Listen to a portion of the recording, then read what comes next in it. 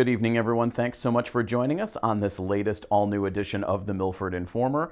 I am Milford TV's Executive Director Tim Cote here with our May edition of the Milford Informer, continuing to fly through the spring season. We've had a lot of event coverage already in the last several weeks here on Milford TV, a lot of big events coming up.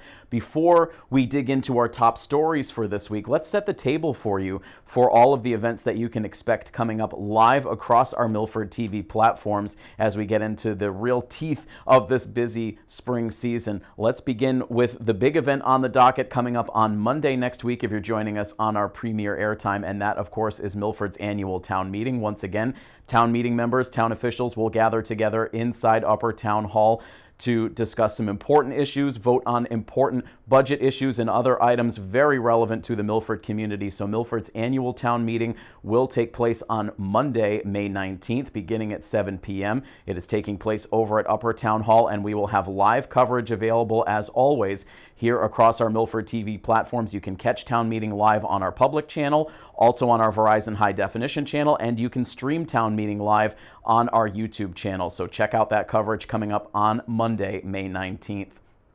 We will also have Milford's Class of 2025 senior events covered for you live here across our Milford TV platforms as well. That begins with the Dick Corbin Sports Awards. That's already coming up next week. That will be on Wednesday, May 21st at 7 o'clock over at the MHS Auditorium. We will have that coverage live for you on our Milford TV educational channel, our Verizon High Definition channel, and once again, you can stream that coverage live on our YouTube channel. And then the following week, we will have two more senior events covered for you. The Senior Awards Ceremony, that will be held on Wednesday, May 28th at 7 p.m. at the MHS Auditorium. And once again, you can catch that coverage live on our educational and HD channels as well as on YouTube. And the following night, it will be Senior Night, where once again, the Class of 2025 will unveil the latest lip dub presentation. That will come your way at 7 p.m. on Thursday, May 29th at 7 o'clock. Same channels, our educational channel, our HD channel, and on YouTube. And then, of course, everything culminates with the Class of 2025 commencement ceremony, which will take place on Sunday, June 1st, starting at 10 a.m., and we will have that coverage live for you on all of our Milford TV platforms, on all three of our channels, and streaming on our YouTube channel as well. So getting all of that out of the way here early to make sure that you tune into all of that live coverage across all of our Milford TV platforms. And we're also going to sprinkle in a little sports coverage here as we wrap up the spring season as well. But let's dig into our top stories now. This week we have a very exciting extended interview to bring you on The Informer this week. We recently had a chance to catch up with a Milford High School alumni from the class of 2010, Alex Cote. Alex was highly involved in the music department throughout the Milford School District, throughout his time in Milford, and he has gone on to do some very exciting things, culminating with an Emmy win recently for work that he has done composing for a very popular streaming series. So to dig into all of the details on his success and on his ties back here to the Milford community, we were so excited to be joined virtually by Milford High School Class of 2010 alumni, Alex Cote. Well, this week on the Milford Informer, we have a really special treat. We have a Milford High School alumni, part of the class of 2010, who's gone on to do very big and exciting things in the music industry. He's here joining us this week remotely from the West Coast. It is Alex Cote. Alex, thank you so much for joining us. Welcome to Milford TV. Hi, Jim. I'm happy to be here. Thanks for having me. So you've had some really exciting news, a big milestone in your life, in your career in the music industry. I want to get into all of that. You just recently were part of a team that notched a big Emmy win. We'll get into all of those details on your current career trajectory as we go along. But just a really special opportunity to talk to you, Alex, as a kid who grew up right here in the Milford community and went on to do some big things. So I'd love to really start with sort of your origin story here in Milford, growing up in this community. What sort of got you started down the path of pursuing music? How did music sort of come into your life at an early age?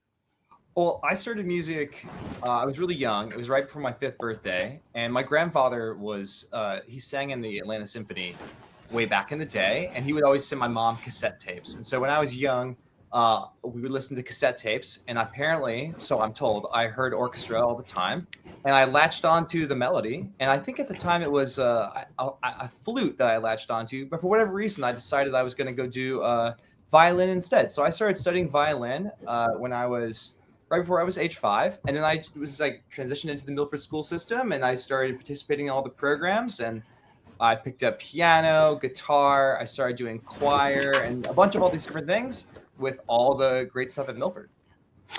The music department in Milford, we've been so fortunate to cover it so extensively over the years. They really offer such a wide variety of options to kids instrumentally, chorally, so many great music teachers throughout all of the schools within the district. When you think back to your time in Milford High School, what are some of the things that stand out? Maybe some of the relationships that maybe stand out to you with the teachers that you worked with along the way. Totally. I mean, there was so many great moments of like my music career in high school. Like the program is so well put together. So like huge shout out to Nadine Pomeroy, Jill Langford, and my other teachers that were there was Alexia Pizzaferi ran the orchestra when I was there. And as a string player, she was a big part of my growth and upbringing. And at the time, especially during my time as a student, I was really big into choral and vocal music. And so Josh Nanestad was the director for the choir at the time, and he really pushed us. And I like learned so many different things, aspects of music from him, and got a bunch of different like exposure to music that I wouldn't see otherwise. But like all that informs your brain, and you start to take bits and pieces from there. And so I still go back to music that Alexi Pizzaferi and Josh Nanestad would bring to us as like inspiration for me today when I'm working, and just like these little moments, like who knows what, they throw so much music at you and you get the chance to just find one or two that really latch on and inspire you to go to the next step. As you were going through the schools, is there a time that you can recall when you started to think to yourself that this is something that maybe I can translate into a career path beyond just a hobby? Maybe I feel like I think there's I think part of me, like, I fell in love with it and I was like, this is really, really cool. But I don't know if at like that age I was like, I have this like great like grand plan of I'm going to go do X, Y, or Z.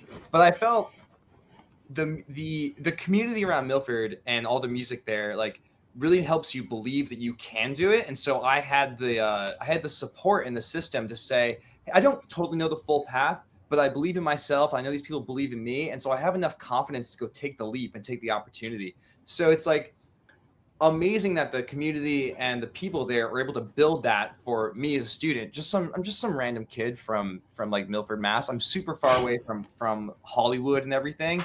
But because of the environment that's fostered there and all the opportunities and the way they push us to grow, I felt I had the confidence to go, say I am gonna like apply to college as a musician, and then from there I kept learning, and I just like it's all this like snowball effect that builds, and like the music program is a big part of starting that snowball to lead me to where I am here.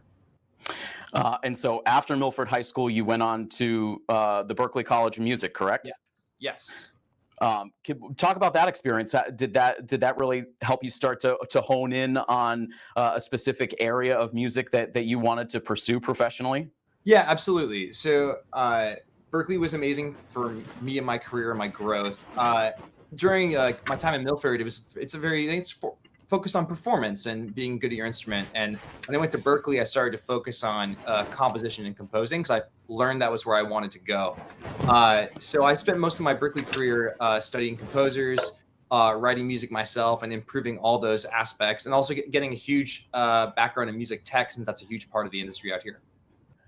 So Alex, I feel like there's sort of that moment in every kid's life when they're pursuing a career path in a creative field where sort of the education side of it is done, and then there's that moment of, oh God, what do I do next? How do I actually get my career started? Did that moment happen for you? What was sort of those first steps that you took maybe post college to really get your career jump started?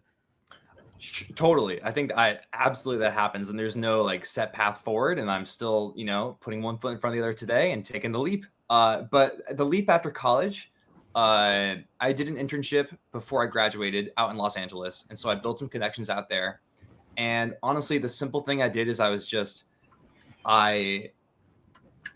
I kept in touch with people, and I made sure that they felt appreciated and that I let them know that I valued that they took like a moment to take a chance on me. So I maintained some relationships with people who were interested in mentoring me. And then a year later, when I came out, the opportunity happened that they could like they had room on their team. And so I worked as a what we call like composer's assistant. So I joined several different composer teams, worked under them, learned how they approach like doing film and TV music, and got to sort of like cut my teeth and learn the ropes of like, great, you've done it academically in school. Here's how we do it professionally, and you can now throw away everything you learned because it's all different. But Now, obviously, you have gone down a path of becoming a composer. You talked about as a kid being a string player. Was composing always something that you thought about? When did that become more of a reality for you? it was not something I thought about it originally. I somewhere in the middle of high school, I discovered it was a thing that like, I think you view composition is something that like Bach and Beethoven do and the previous world, and you're like, that's not for me, and you play so much classical music, but I think the big shift for me is there was some we started playing music in Milford that was written by like present day composers, and so this all started to sort of percolate in my brains like something that I could do. And then I would go see movies and I would fall in love with the power of the emotion that came from a certain scene. And so the two just kind of combined to be like, hey, this is like what actually excites me is more than playing. It's the feeling I get from that. And if I can create that feeling and get past that excitement that I had to someone else, like that's the part of music I want to dive into. And so that's why composition sort of took over as being a full-time performer. You're speaking my language here, Alex. I feel like music in so many ways can really make a movie experience or a TV experience sort of jump to that next level. And I think even maybe sometimes people who don't realize they love movie music or they love TV show music, when you really start to play the scores out, that you always remember that score when you hear the music from The Godfather, when you hear the music from Jaws, it evokes a feeling, and that's such a big part of consuming movies or TV shows. Absolutely. I mean that like that's we add the emotion to the like you can watch the scene totally blank or totally empty, which I do for like that's my job now is I watch scenes in silence and I say, how do I add something to this? How do I improve this thing to make it better? And so it's like my job at this point is like music's a part of it, but it's really I've just become a storyteller, and it's like my job to say, hey, like what is this character experiencing? Like what's going on beneath the surface? Like what's the hidden story that this character is trying to speak? And how can I use my tool? And my tool in this case is music. How can I articulate what they're saying? What's the read between the lines? That's music's job in the movie. And so that's the exciting part. So that's the gig, storytelling. That's fantastic. And you've composed for a lot of different genres, whether it's films, TV shows, streaming series, even video games. Does your approach change based on what sort of genre you're composing for, or is it a similar approach each time? It's similar. There's some like technical things that come in for depending on like what like medium you're working in. But at the end of the day, like it is truly just like what is the story you're telling, and how do you best accomplish that in the moment? And there's a bunch of things where it's like music has a bunch of tools that you can use. So in my brain, I've sort of organized it in like, hey, there's this gesture you can do musically that for me accomplishes this emotion, but maybe it doesn't accomplish that emotion for you. And so I'm going through the same trial and error process of working with directors and producers and saying, hey,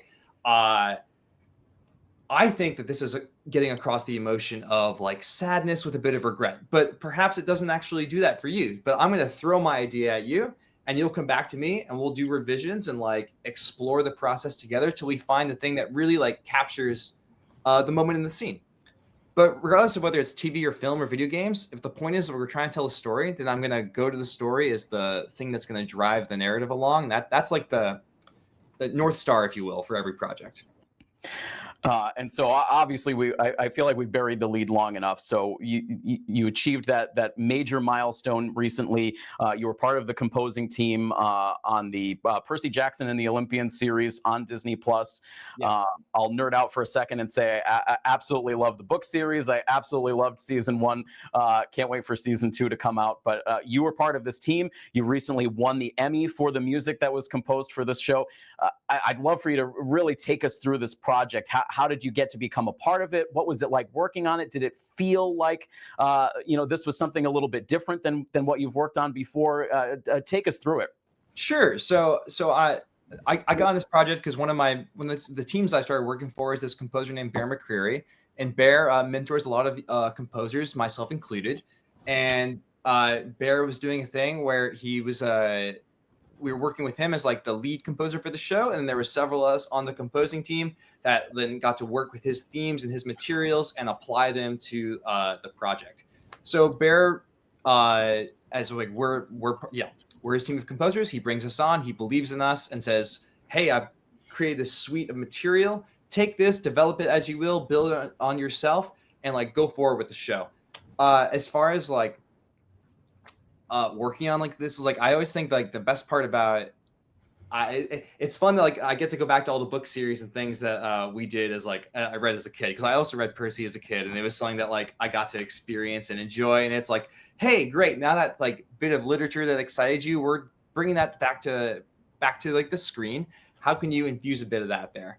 And so we like went nuts with the music. And this is a TV series, so there's a bunch of there's limitations of the genre, but like you work with what you have. We were able to record a string section, some brass, solo woodwinds. We went through the whole process. Our sort of shining star for this project was we want to capture a bit of the John Williams magic where we can, because I think there's a lot of parallels to Harry Potter with Percy, where it's like, you've got 3 kids exploring a brand new world and it's their adventure in it broadly. So I was going back through a lot of scores from John Williams and trying to take bits and pieces of how does he accomplish this emotion, and how can I grab this fragment and like apply this gesture with the materials and themes that we have. So that was a big part of the process, is like studying all the masters, looking through like what inspired me as a kid and trying to bring that to the series now. And it seemed to work out. Were there specific themes within the show that you worked on when you're part of a composing team? How is that work kind of divided up on a show like Percy Jackson? Sure. So let's see. There's a big breakdown of the show. There's different like what we call cues. And so we like figure out where we want music to go in the show, and then the team sort of breaks it down. We look at sort of like partially like, hey, which scene excited you? What do you want to take a stab at? Or sometimes it's like, hey, I think your strengths like fit this cue well. You should go do it. So we break it down. We assign different moments to different composers, and then it's like, go nuts, like be as creative as you want, like accomplish the narrative, add the themes that we have. We have different character themes for everyone there. It's like, okay, how do we bring this in and make it like fit this scene so you hear it, but it doesn't like detract from the experience? Because scoring is all about hearing the music, but not hearing the music. I don't want like, you're here to listen to dialogue. I'm not trying to, detract from the story, but I want it to like, just register in your head that like, hey, I've heard that before. And I hear that when this character's on screen, I hear this emotion at this moment, and that sort of ties the whole narrative together in a way. It's really fascinating to get that sort of peek behind the curtain at that creative process. What was it like when you found out that the show had won the Emmy? I mean, it was like incredibly surreal. Like everyone assumes you're not going to win, and I think that's totally like, stay humble. It's like it's just an award, and that's all. It's all very cool. It was definitely a total shock. I think everyone was really surprised that like to hear the project called. So we all got to walk up on stage and sort of enjoy the spotlight for a brief moment, and it was wild. And I'm super grateful to be recognized in that way, and it's a great we're excited to go back to season 2 and give it another whirl. I know that there's a lot of folks here in the Milford community still buzzing about it. We were hearing from a lot of folks over at Milford High School that were just so excited and so proud of you. Have you gotten some of that reaction? I know obviously your mom works at Milford High School, so you're still kind of tapped into that world. What's the reaction been like from home? All positive. I've gotten little warm messages from a lot of different people in my life. It's been really sweet to hear from folks. And of course, it's like big shout out to the music department. They're such a big inspiration to me. And I'm so glad that department is going strong. And I hope that I hope that it's possible for you. If you want to go do a thing in the arts, it's totally doable. So if nothing else, arts programs need to exist, because it doesn't matter what weird small town you come from. You can make the whole journey and end up in Los Angeles and doing the thing that didn't think was possible 15 years ago when I graduated from Milford High School. That's such an important message, and especially important for kids to hear that and know that those things are truly possible. So, Alex, looking ahead now, what's next for you? We're starting season 2, so that's the next thing. But that's all I can say right now. Really excited to be working on the show again. I think it's gonna be really cool, so I'm excited for folks to see it, and we'll see what comes. It's really exciting stuff. Great that it was renewed for season 2, and we're really looking forward to seeing how that turns out and hearing now the music underneath with Emmy-winning composer Alex Cote working on that show. Just such great stuff. So, Alex, you kind of touched on it there in your response a moment ago. As we wrap things up here, we're so appreciative. You've been so generous with your time. You talked about the importance of music programs in school and for kids to follow those dreams. For those Milford High School kids right now that are roaming the halls, that are dreaming of following a career path in music, do you have maybe a piece of advice that you could share, based on the success that you've achieved, or looking back to your time as a student and the path that you took to get you where you are today? I'm sure there's a bunch of small things that all led me to where I am, and will lead anyone to where they go. I think the simple version of advice, I think, would be, if the teachers are pushing you, you should let them. They see something in you that you may not see yet, and you just need to go trust that they have your best interest at heart, and take the leap with them that you can do the thing, because I think you'll be surprised that you can do it. And honestly, I think the thing that's gotten me this far has just been a continual, it's a combination of hone your craft, practice, be relentless, and then also be as humble and positive as you can. Entertainment or any creative career, honestly, any career, it's all about the relationships that you make and that people believe in you and want to take a chance on you. It's especially important in Hollywood or entertainment because it's just a very small industry. Everyone knows everyone. So be a team player and keep on going. Persistence is key. Absolutely terrific advice, Alex. It's been so fascinating to get to talk to you. And again, such a great success story for someone whose origins were right here within the Milford community. We can't thank you enough for joining us. We wish you so much continued success as you move forward in your career. And we thank you so much for taking the time to join us today. We really do appreciate it. My pleasure, Tim. Thank you. Again, we are so appreciative of Alex for being very generous with his time and speaking with us here on Milford TV, and we wish him all the best as he continues on with his very successful career. Moving on now here on the Milford Informer, we stick with the Milford School District as we'll share with you now some images of a recently held art show over at Woodland Elementary School. The students and the faculty there showcasing a lot of great art pieces from the elementary school students. Our Milford TV producer Chase Pettinelli traveled out to Woodland Elementary School to provide you the following recap. Tonight is our very first Woodland Art Show, and essentially it's about every single student having the opportunity to showcase the work that they get to choose, works that they've created throughout the school year, and they get to decide what they would like to showcase and what they're proud of. We're displaying all the art from the different kids and the different grades at Woodland. I'm here as just a volunteer. I'm the president of the Milford High School chapter of National Art Honor Society. So I'm just here to assist in projects. Our students have been working hard all school year to bring their artistic visions to life. They personally selected, mounted, labeled, and displayed their own artwork, making this an incredible hands-on learning experience. Their excitement to share their work with the Milford community has been truly inspiring. I am beyond proud of all the student artists of Woodland Elementary School. Their creativity and motivations are heartfelt, and it is my honor to teach such amazing students every day here at Woodland Elementary School.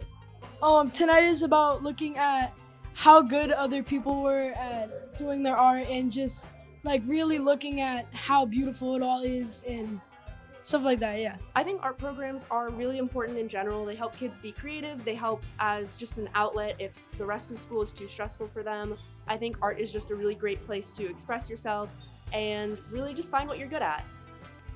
The art program here at Woodland is incredibly important because it's a visual language, right? We have students from all over the world that attend our school, and the art program really gives them an opportunity to communicate through color, through design, really through just decision making and their thought process. I think they're important because it's like a lot of people they don't want to do art, and then this can show them how to do it and stuff. What I love most about making art is probably taking a lot of time and loving how it turns out in the end. I believe the kids did some self-portraits. I don't know which grade though, and then I know there's also some pop art pieces in the stairwell where they did a brand, and then they made a pop art inspired piece about it. We decided back in the beginning of the school year that it would be a great opportunity to involve the Milford community by having this school-wide art show. There is, however, a district art show that takes place every year in May, which includes all of the schools here in Milford, but this actually is the first school-wide only Woodland art exhibit. I am here at the event right now, and the amount of community members that are attending is overwhelming, and I can't imagine not having this in the future. So Mrs. Duart and I thought it would just be really exciting to give students throughout the entire school an opportunity to showcase their work. With over 1,000 students, it's a very large elementary school. Students create, and this provides them the opportunity to show it off to their friends, to their families. And when you have families from, all over, it provides an opportunity to come together and kind of share a common experience.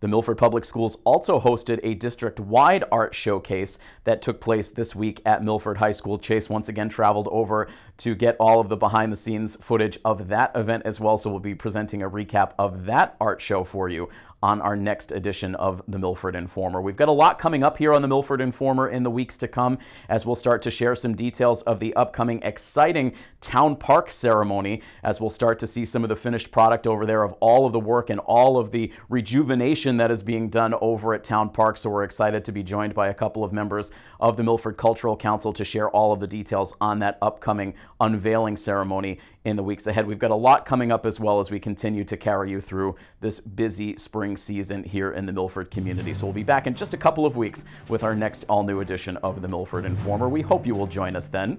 Until next time, from all of us here at Milford TV, this is Tim Cote saying have a great week. So long, everybody.